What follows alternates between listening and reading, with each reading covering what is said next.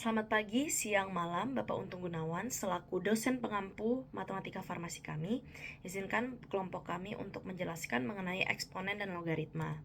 Pertama-tama, perkenalkan dari kelompok kami terdapat Fiorenza Teza Cahyono dengan NIM 2024-02-00005, lalu terdapat Vera Ivana dengan NIM 2024-06-02-0006, lalu terdapat Valerina dengan NIM 2024-06-02-0007, dan saya sendiri Claudia Doroti Tumiwa dengan NIM 2024 0602 0008. Pertama-tama kita masuk ke eksponen.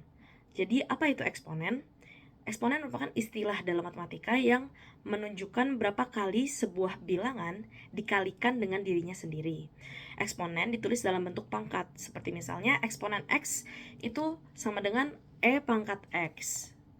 Lalu bentuk umum eksponen itu ditulis dengan A pangkat N sama dengan A dikali A dikali A dikali A sebanyak N kali.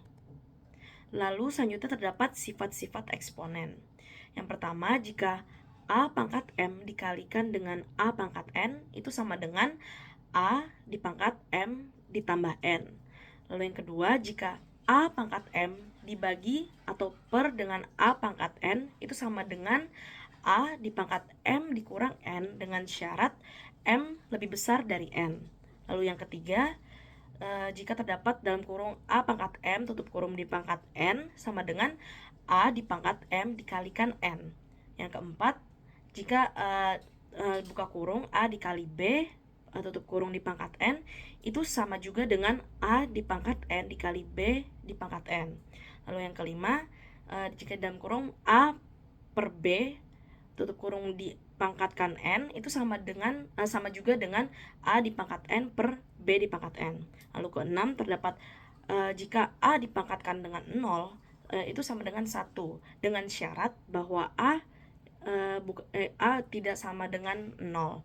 Lalu yang ketujuh, terdapat A dipangkat min N itu sama dengan 1 per A dipangkat N dengan syarat A tidak sama dengan 0. Selanjutnya saya akan membahas 3 penerapan eksponen dalam farmasi. Yang pertama ada farmakokinetika, yang kedua farmakodinamik, dan yang ketiga radiofarmasi. Pertama, saya akan membahas mengenai farmakokinetika di mana menggunakan rumus eksponen seperti yang tertera untuk menentukan perubahan konsentrasi obat seiring waktu. Yang kedua adalah farmakodinamik.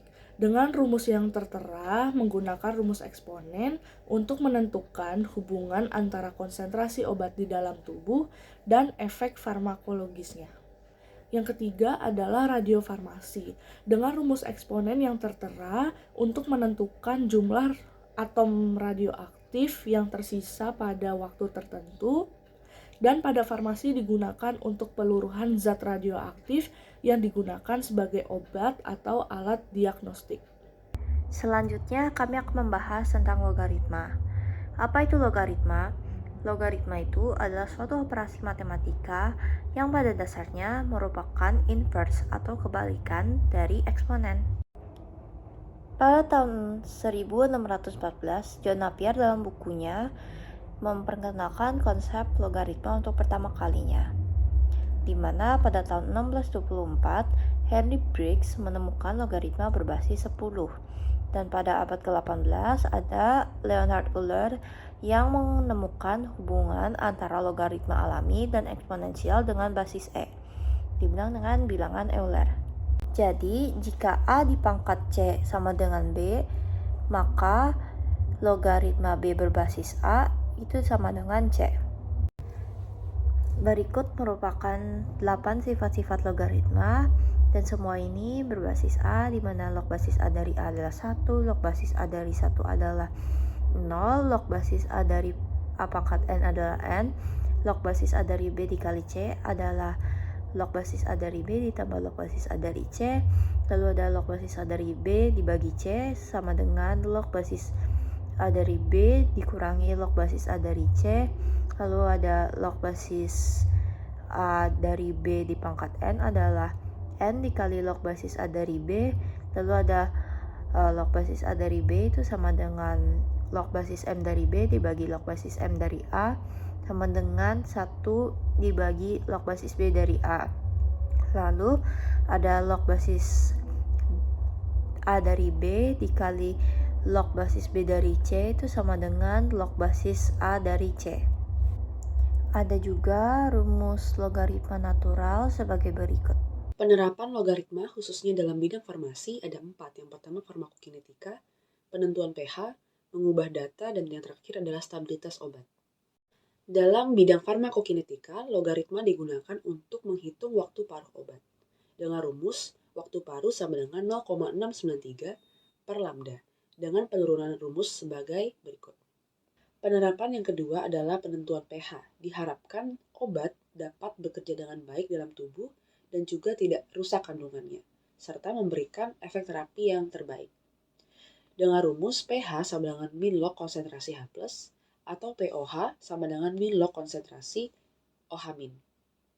Ada pula persamaan Henderson-Hasselbalch, yaitu pH sama dengan pKa ditambah logaritma konsentrasi garam per konsentrasi asam untuk yang bersifat asam. Kemudian ada juga yang untuk bersifat basa, yaitu pH sama dengan pKw dikurang pKb ditambah logaritma konsentrasi konsentrasi basa per konsentrasi garam. Kemudian ada juga penerapan ketiga, yaitu untuk menormalkan data. Penerapan keempat yaitu stabilitas obat yang berkaitan dengan laju degradasi obat dalam tubuh dan bagaimana konsentrasi obat berubah seiring berjalannya waktu. Kebanyakan obat memiliki orde reaksi pertama, karena konsentrasi obat mempengaruhi laju reaksinya.